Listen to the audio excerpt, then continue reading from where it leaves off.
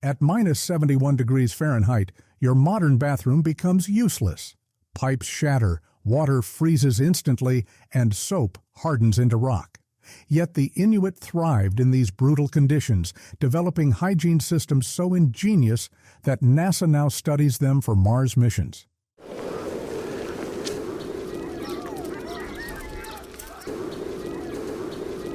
Imagine stepping outside where your breath freezes mid-air and frostbite threatens you in seconds. For the Inuit, staying clean wasn't just comfort, it was survival. Their snow exfoliation, seal oil cleansing, and Muki steam baths weren't primitive. They were advanced technologies perfected over thousands of years. How did they achieve this without running water or soap?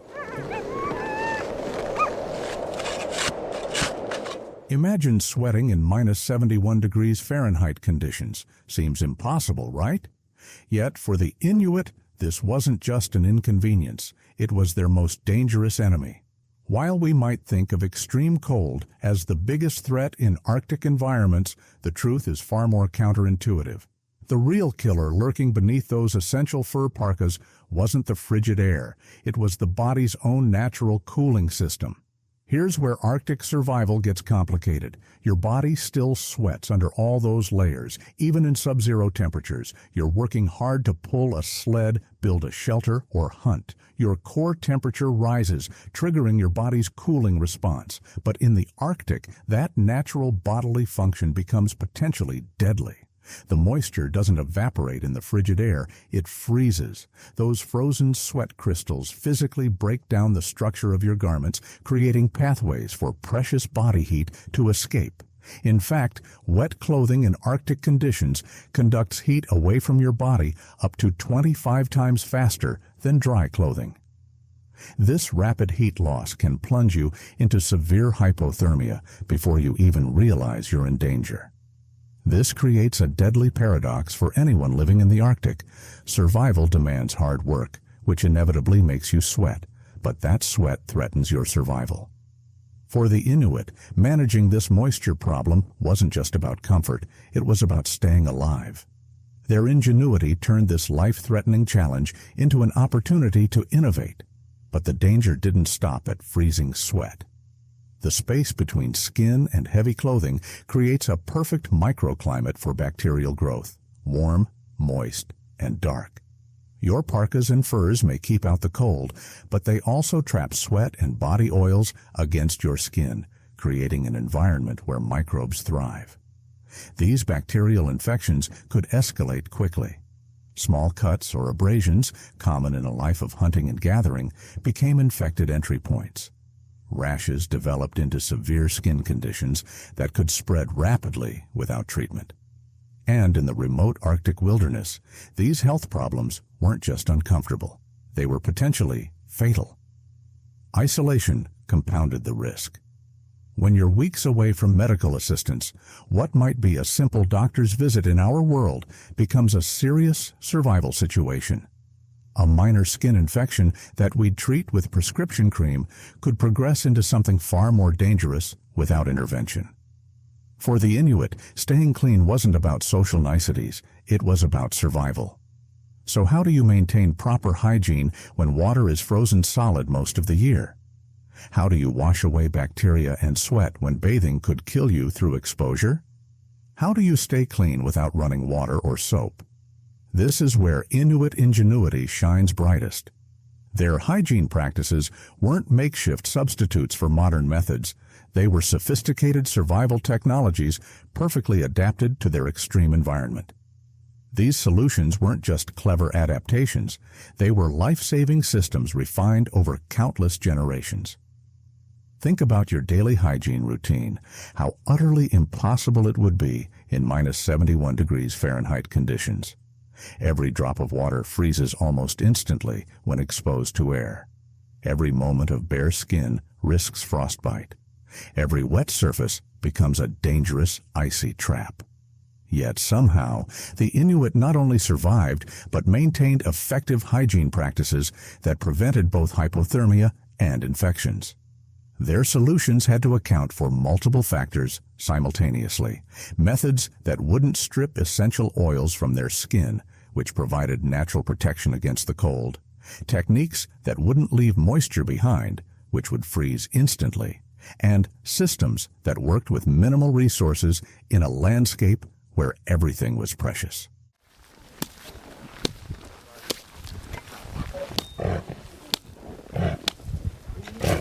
Imagine an Inuit hunter returning home after hours spent tracking seals across frozen tundra. His parka is damp with sweat. His hands are raw from gripping tools in sub-zero temperatures. Before resting, he carefully scrapes away dirt and oils using techniques passed down through generations, methods designed not just for cleanliness, but for survival itself. Their solutions weren't primitive alternatives to modern methods.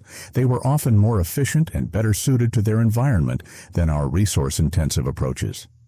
They developed cleaning techniques that required no water, used minimal resources, and left no waste behind. How did they solve this seemingly impossible problem with the limited materials available to them? But before we dive into their solutions, we need to understand the material they worked with: snow, but not just any snow. That powdery white substance we casually brush off our cars holds secrets that modern skincare brands charge $50 per bottle to replicate. But for the Inuit, snow wasn't just frozen water. It was nature's perfect exfoliant, chosen with the precision of master dermatologists. The Inuit became experts at distinguishing between dozens of snow varieties, knowing that specific snow types effectively cleaned the body. Their careful evaluation of texture, temperature, and crystalline structure mirrors our modern deliberation between skincare products. Fluffy, powdery snow proved ideal for bathing, while the packed, icy kind, perfect for snowballs, was completely useless for hygiene purposes. Snow at around 20 degrees Fahrenheit, -6 degrees Celsius, offered the sweet spot for bathing, cold enough to maintain its crystalline structure, but not so frigid that it would cause immediate frostbite. This wasn't a lucky guess. Modern science confirms what generations of Inuit knew through practical experience.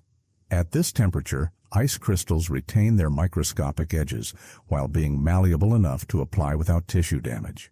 Imagine an Inuit family in the crisp pre-dawn hours when the world remains silent except for the soft crunch of fresh snowfall. As pink-orange light filters across the horizon, they gather pristine overnight snow, its crystals glittering like diamonds in the early light. There's anticipation in the air. This morning ritual isn't just about cleanliness. It's a refreshing start to another challenging day in the Arctic environment. Under a microscope, these crystals reveal their remarkable effectiveness as cleaning agents.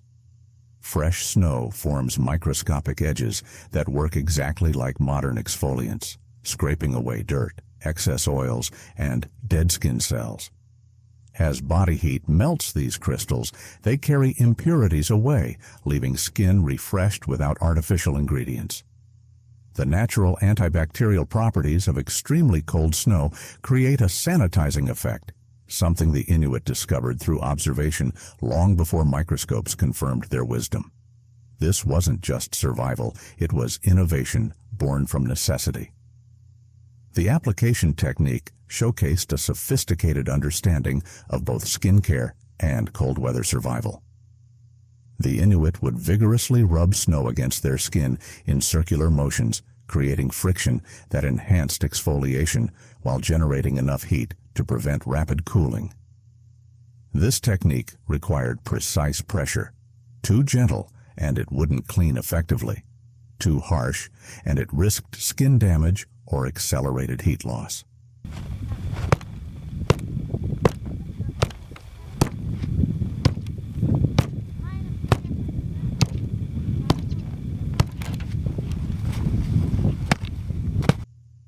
Timing played a crucial role in this delicate process.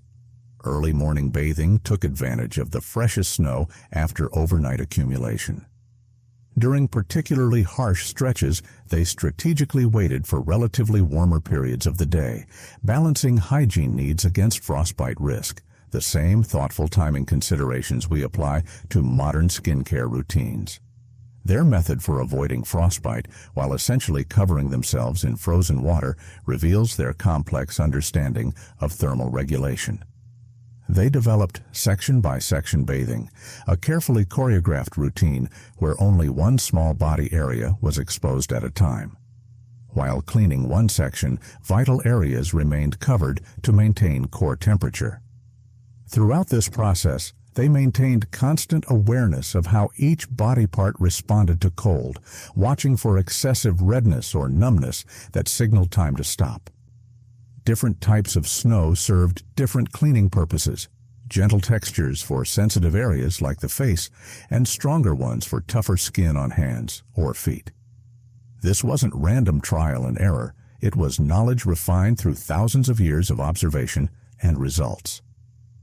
The sophistication of their snow selection process challenges any notion that pre-industrial societies lacked advanced knowledge about health and hygiene. Imagine standing in an Arctic landscape where every decision about survival demands precision. Choosing the right snow wasn't just about staying clean, it was about staying alive. The Inuits' ability to transform something as simple as snow into an essential survival tool reflects their ingenuity and deep connection to their environment. While these ice baths demonstrated remarkable effectiveness in Arctic conditions, they represented just one element of the Inuits' comprehensive approach to hygiene. But snow alone wasn't enough for complete cleanliness in one of Earth's harshest environments. The Inuit had another brilliant method that modern skincare companies are only now beginning to understand.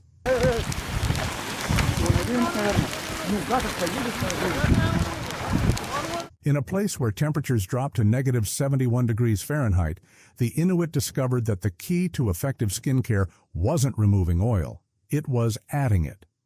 This counterintuitive approach created an invisible shield that modern science is still trying to replicate.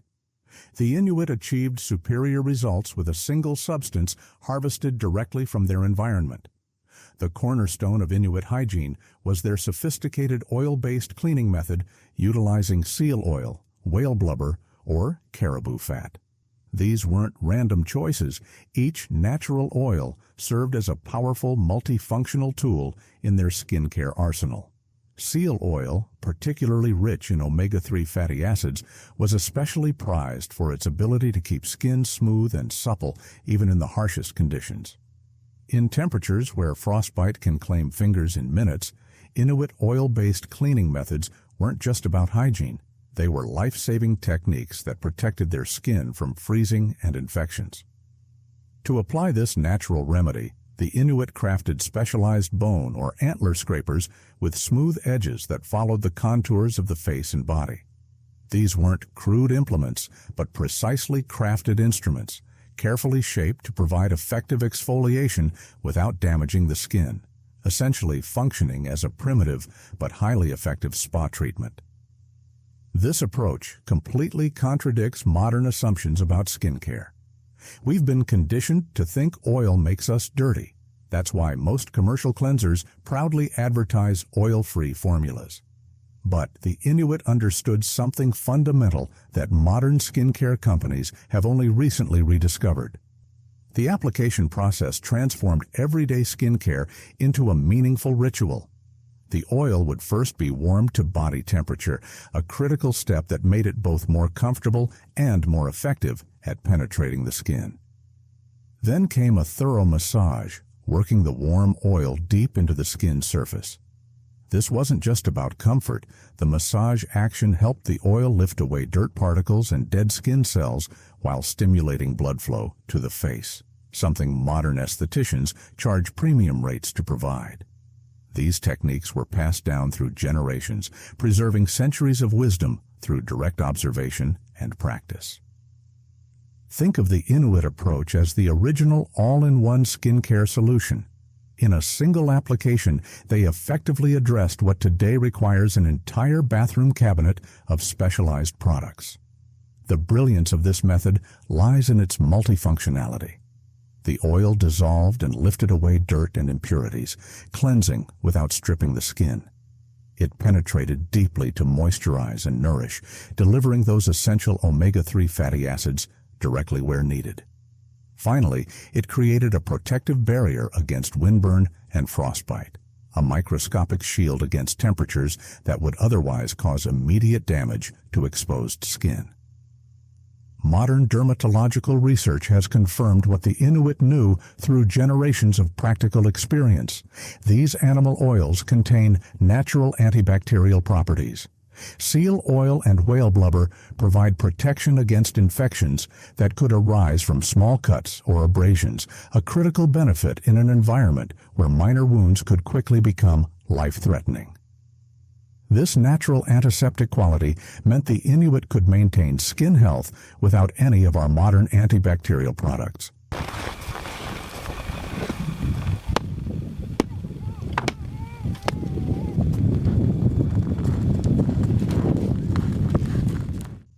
The sophistication of this approach becomes even more apparent when compared to today's skincare market.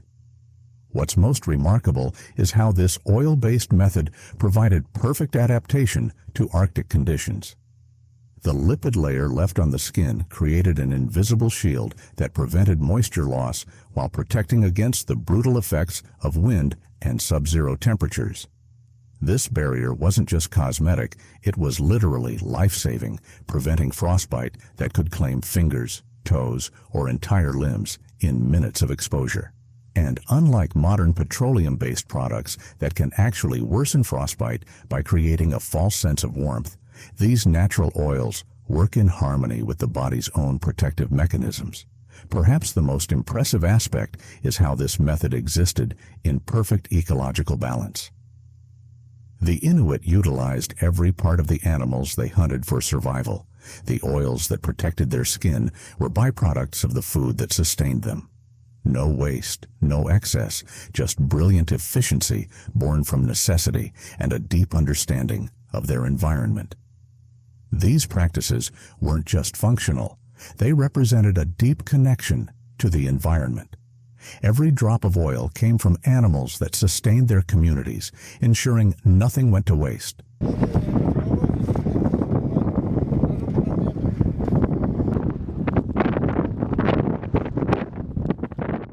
Imagine an Inuit elder warming seal oil over a fire, carefully massaging it into their skin as they prepare for another day in brutal cold.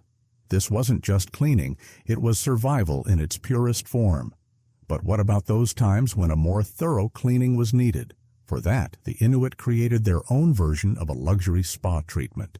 The muk'ee isn't just a steam bath, it's a thermal miracle that creates tropical conditions in the heart of frozen hell. At temperatures below -70 degrees Fahrenheit, where even exposed skin freezes in seconds, the Inuit engineered a microclimate of 150 degrees Fahrenheit, using nothing but rocks, fire, and about a gallon of precious water.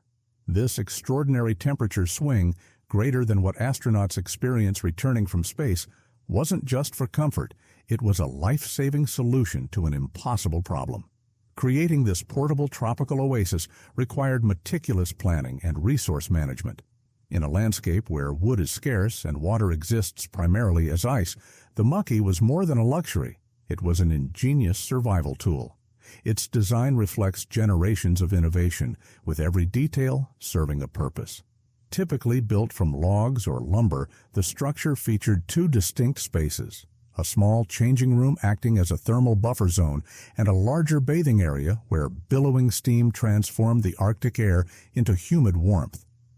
Inside the bathing chamber, every element was carefully calibrated for maximum efficiency. The ceiling height rarely exceeded 4 feet, a deliberate choice to trap heat around human bodies. Beneath the floor lay the true engineering marvel: a recessed space housing a wood stove positioned for optimal heat transfer while minimizing burn risks in the confined area.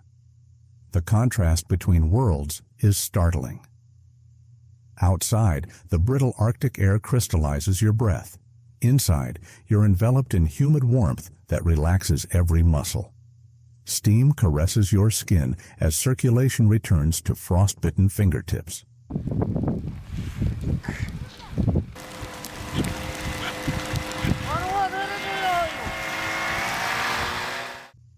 The mingling scents of heated wood and steam create an atmosphere of profound comfort, a temporary escape from the desolation beyond the walls. The Inuit mastered the art of creating steam in freezing conditions through a precise heat exchange system. Rocks were carefully selected and heated until glowing red hot. Then came the critical step, water management.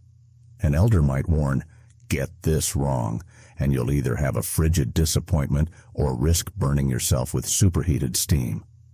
Small amounts of water were poured over the rocks in controlled intervals, releasing bursts of steam that filled the space, a thermodynamic feat perfected through generations of practice. This experience wasn't just about physical cleansing, it was transformative on every level.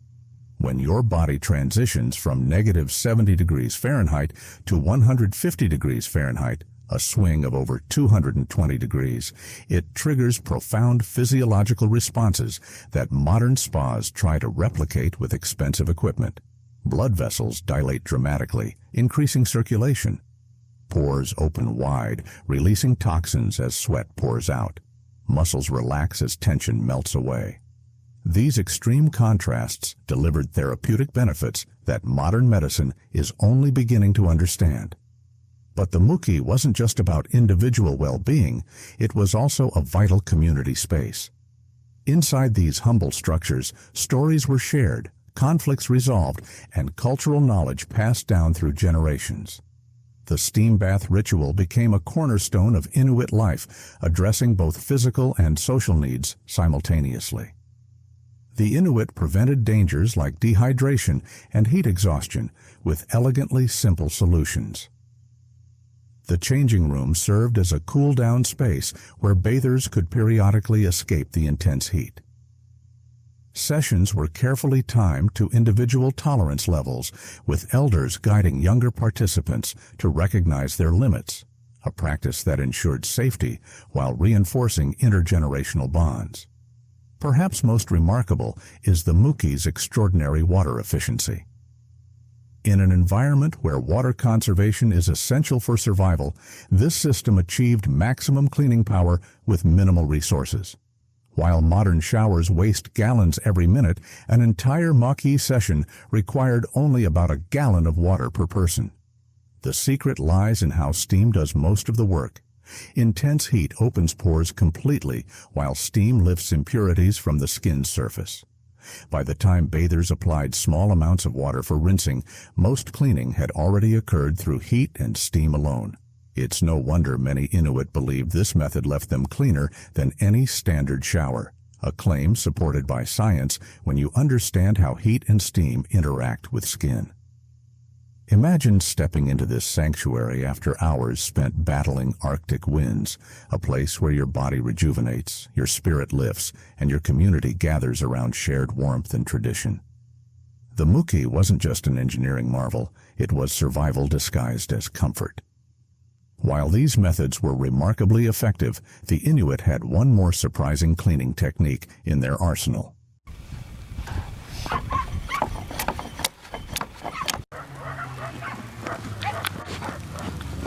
That fancy bottle of facial cleanser in your bathroom? Look closely at the ingredients, and you'll likely find urea, the exact same compound found in urine that the Inuit harnessed centuries before modern chemists isolated it in laboratories. When freezing temperatures made conventional cleaning methods impossible, the Inuit turned to a resource that modern society flushes away without a second thought. Before you recoil at the thought of using urine for personal hygiene, consider this. This practice represents sophisticated chemistry, not primitive desperation. Morning urine contains natural antiseptic properties that effectively break down oils and dirt. Our cultural aversion to this idea says more about modern taboos than it does about the science behind its remarkable cleaning capabilities. The Inuit developed a precise application process, particularly for hair washing. By carefully mixing urine with snow in specific proportions, they created a cleaning solution that worked even in temperatures where water would freeze instantly. The snow diluted the urine while maintaining its cleaning properties, with ice crystals providing gentle exfoliation, a method as effective as any modern shampoo.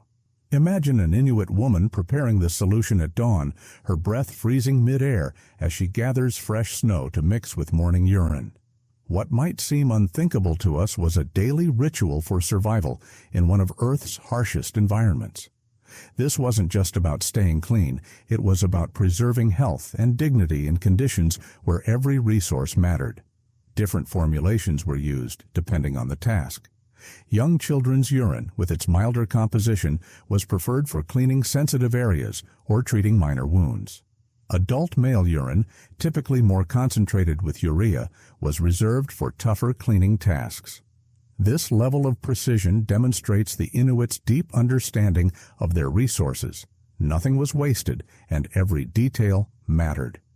Urine as a cleaning agent isn't unique to the Inuit. It has been used across civilizations for centuries. Ancient Romans collected it in public vessels for laundering clothes and brightening fabrics. In medieval Europe, it was essential for wool production and leather tanning.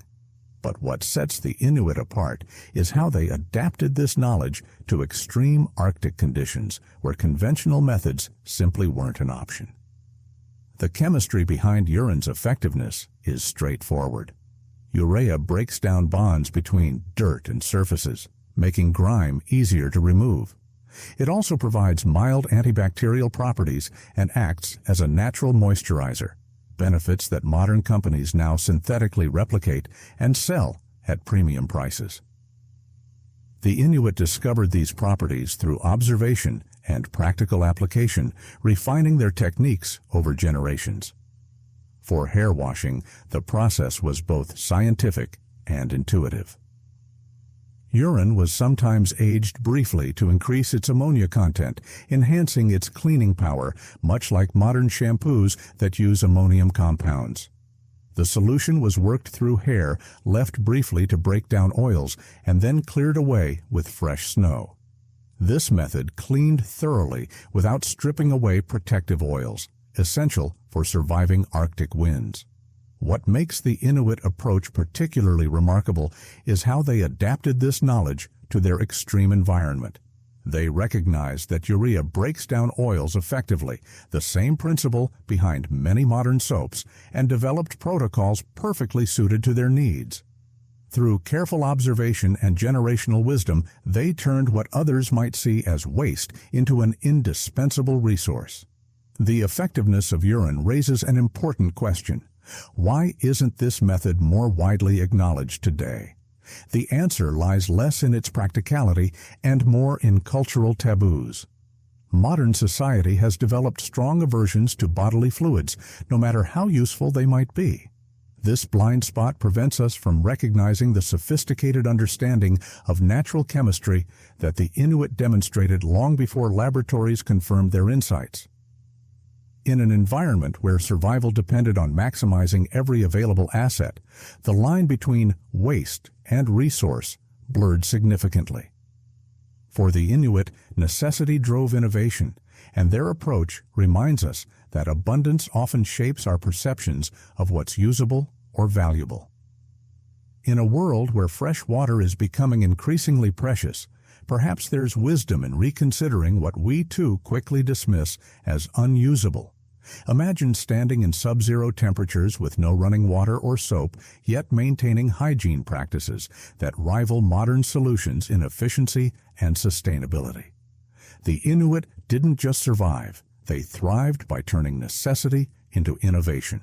Now that we understand how the Inuit kept themselves clean, let's look at how they tackled another massive challenge, keeping their clothes clean in temperatures cold enough to freeze fabric solid. In a world where washing machines guzzle 20 gallons of water per load, the Inuit perfected laundry without a single drop of liquid water.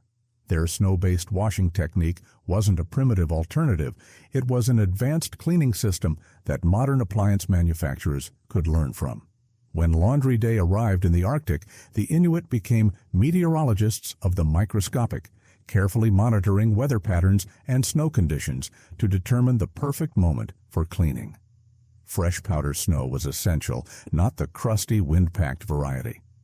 The timing had to be impeccable, as the effectiveness of their laundry system depended entirely on having precisely the right type of ice crystals available. Imagine an Inuit woman at dawn stepping outside her igloo to examine freshly fallen snow. She scoops a handful, observing how it catches the morning light, feeling its texture between her fingers. This isn't casual observation, it's scientific analysis. Wait for better snow might sound like procrastination to us, but for the Inuit, it was scientific precision. They developed an intricate understanding of how different snow types affected cleaning effectiveness. Colder, drier snow, the kind that squeaks under your boots, excelled at breaking down and absorbing body oils from clothing. Meanwhile, slightly warmer snow, with its more adhesive crystal structure, worked better for removing general dirt and debris.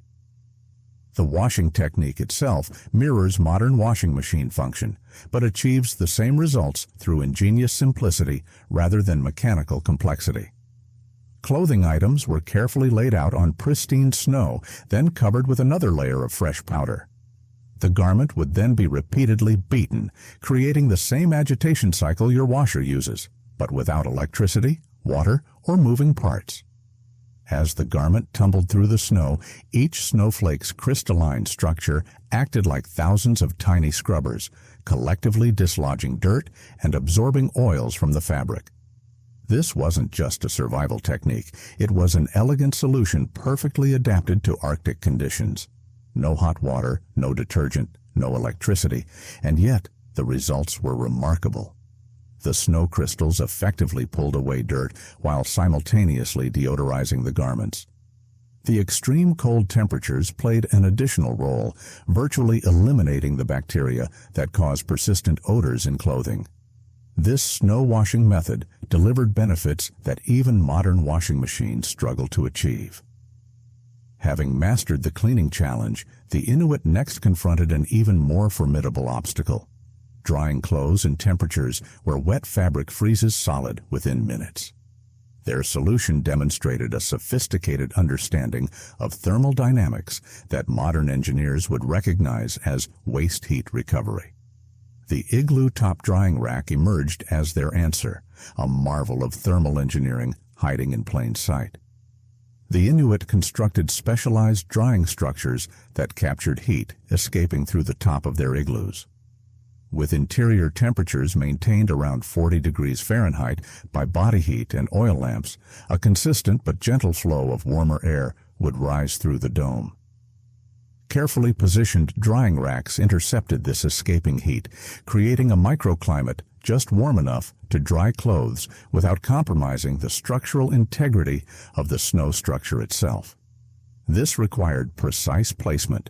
Too close to the central heat vent and snow would melt, destabilizing the structure. Too far away and clothes would never dry.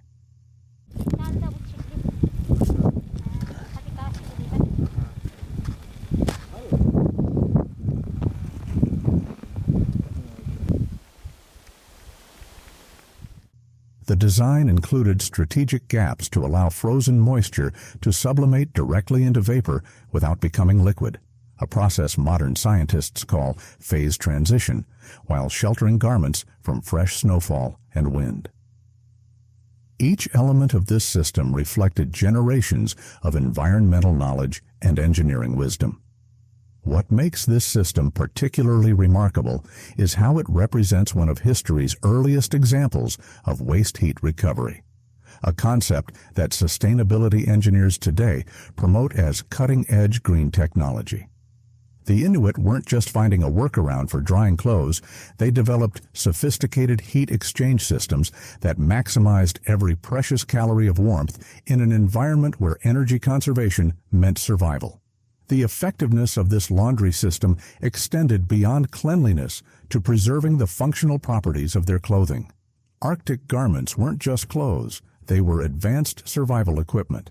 Maintaining the insulative properties of caribou hide parkas and keeping waterproof sealskin boots in good condition was literally a matter of life and death.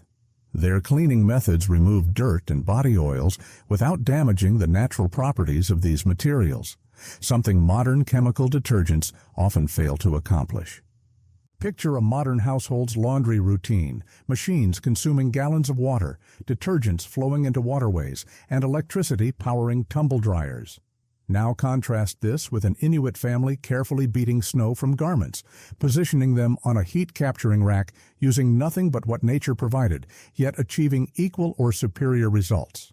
This stark contrast reveals not just different cleaning techniques, but fundamentally different relationships with resources. The Inuit approach to laundry reveals a deeper philosophical difference.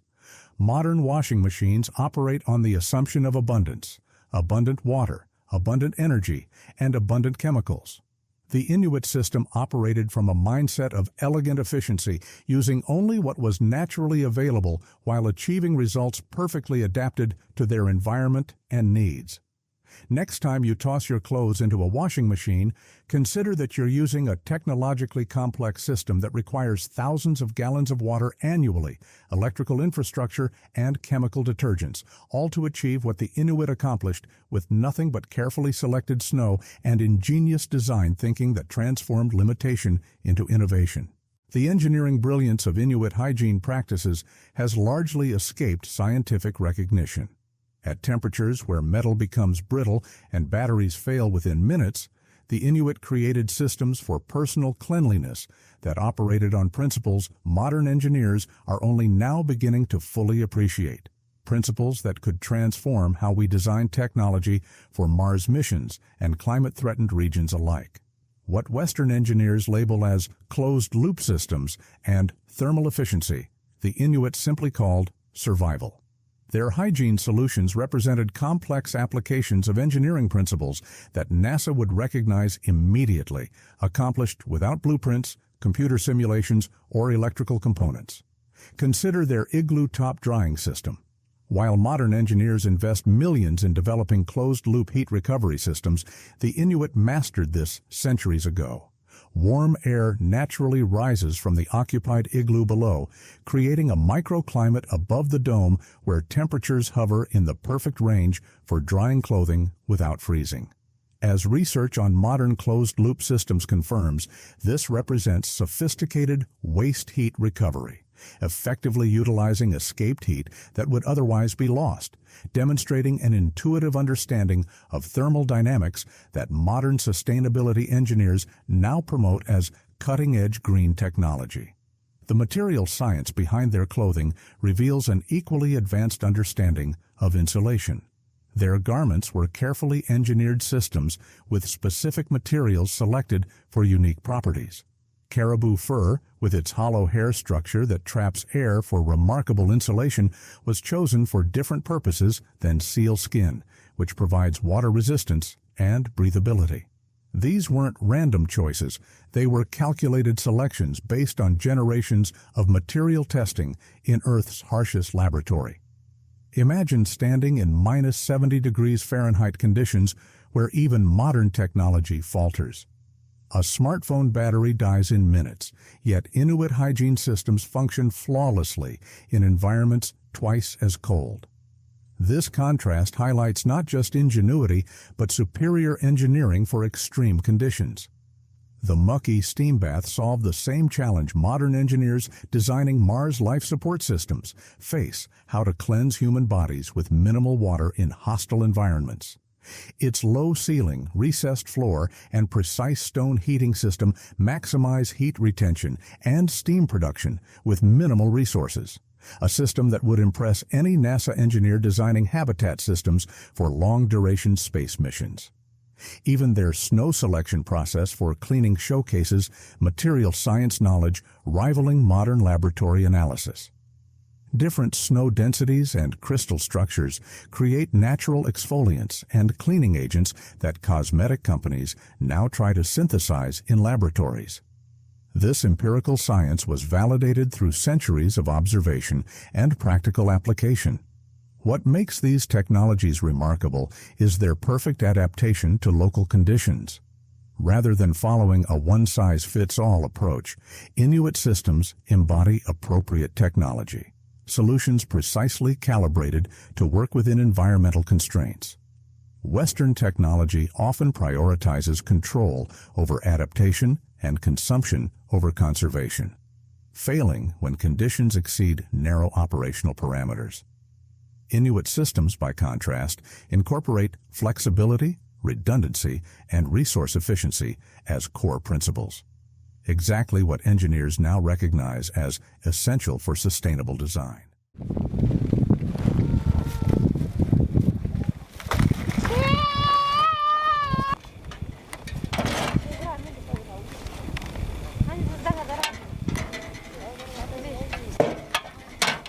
Take their animal fat application system for skin cleaning as an example.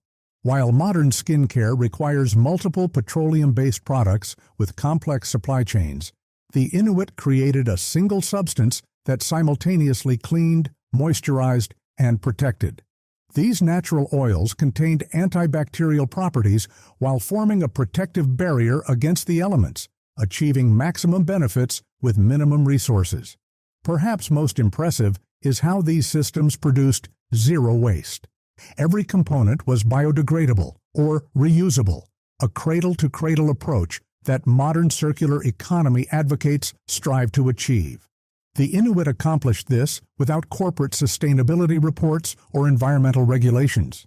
Necessity drove their innovation. As our modern world faces increasing environmental challenges and technological fragility, what wisdom might we recover from these ingenious systems that have already proven their resilience in Earth's most unforgiving environment? Those seemingly primitive snow baths and oil cleansers aren't just historical curiosities, they're blueprints for surviving our planet's uncertain future. While our high-tech shower systems crash under extreme conditions, Inuit hygiene technologies continue functioning flawlessly in environments twice as harsh. Engineers and sustainability experts are now turning to these ancient systems for practical solutions to our most pressing resource challenges. The average American uses 88 gallons of water daily, most for bathing and laundry. This staggering consumption becomes increasingly unsustainable as climate change intensifies water scarcity worldwide. Our energy-hungry water heaters and washing machines contribute to the very environmental problems they'll eventually fall victim to. The stark contrast couldn't be clearer. Modern systems built on abundance versus Inuit systems designed for scarcity. Imagine a world where your shower uses just 1 gallon of water instead of 20. The Muk'ee steam bath offers exactly this revolutionary alternative. Its remarkable efficiency, achieving thorough cleansing with minimal water, is inspiring a new generation of shower designs. Engineers developing life support systems for Mars missions are studying these principles to solve the exact same challenge: how to cleanse human bodies with minimal water in hostile environments. The temperature differential, exceeding 150 degrees Fahrenheit inside the Muki against the bitter Arctic cold, creates an intensely effective cleansing environment that modern systems struggle to replicate without massive energy inputs. The oil-based cleaning methods of the Inuit are experiencing a renaissance in contemporary product development. When researchers at Weill Cornell Medical College developed a novel filtration system for astronauts that creates a sustainable and hygienic circular water economy, they were applying the same closed-loop principles that Inuit hygiene systems have utilized for centuries.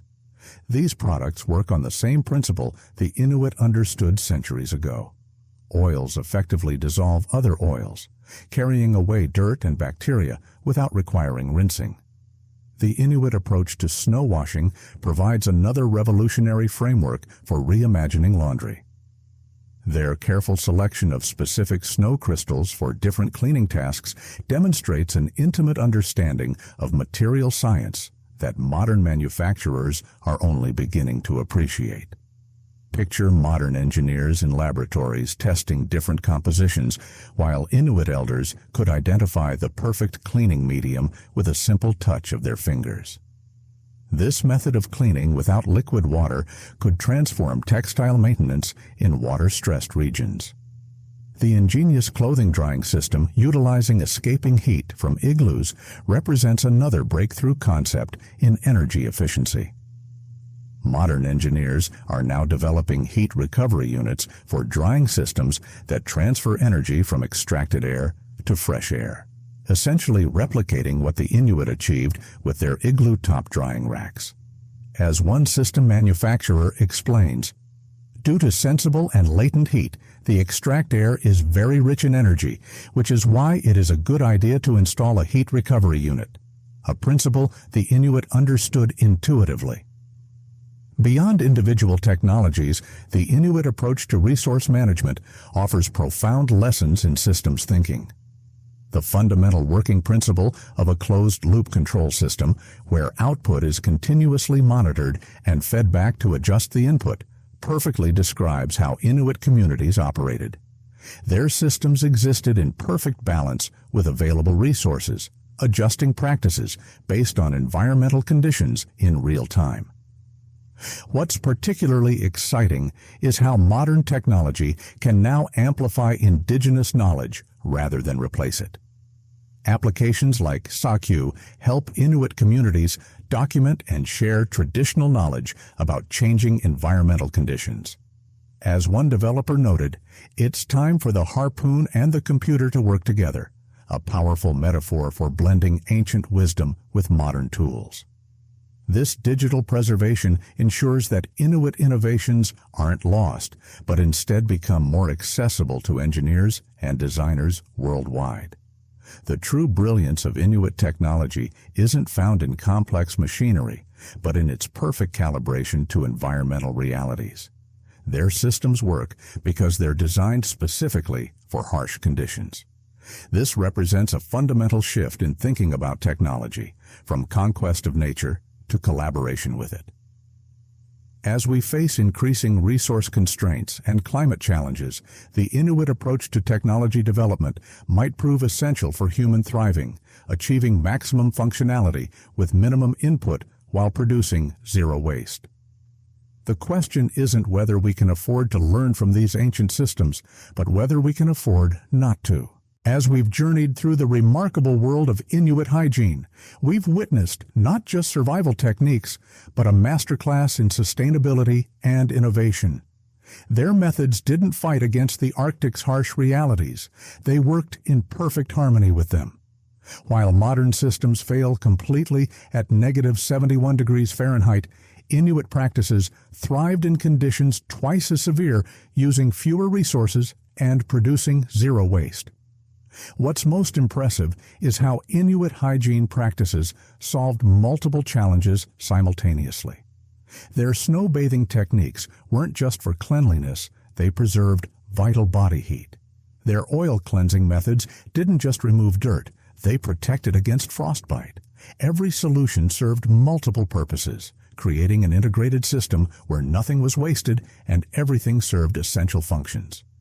Imagine standing at the edge of the Arctic ice, watching an Inuit family prepare for their morning hygiene routine.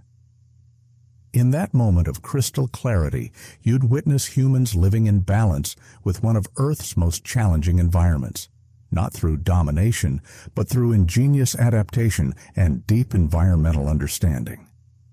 As we face growing climate uncertainty and resource depletion, the wisdom encoded in these practices holds valuable lessons for our future. Engineers designing systems for Mars missions, climate refugees developing solutions for water scarcity, and communities seeking resilience in environmental crisis, all are turning to indigenous knowledge systems once dismissed as primitive. The next time you turn on your shower, watching gallons of clean water literally go down the drain, consider this question. What other brilliant solutions might be hiding in plain sight, waiting for us to recognize their sophistication? The Inuit show us that true innovation often lies not in conquering nature with complex technology, but in becoming attuned to its rhythms and working within its systems. Perhaps the most powerful lesson is that scarcity doesn't have to mean deprivation. It can drive ingenuity that creates systems far more elegant than those built on abundance. And if you watched until the end, consider subscribing to become part of our small family.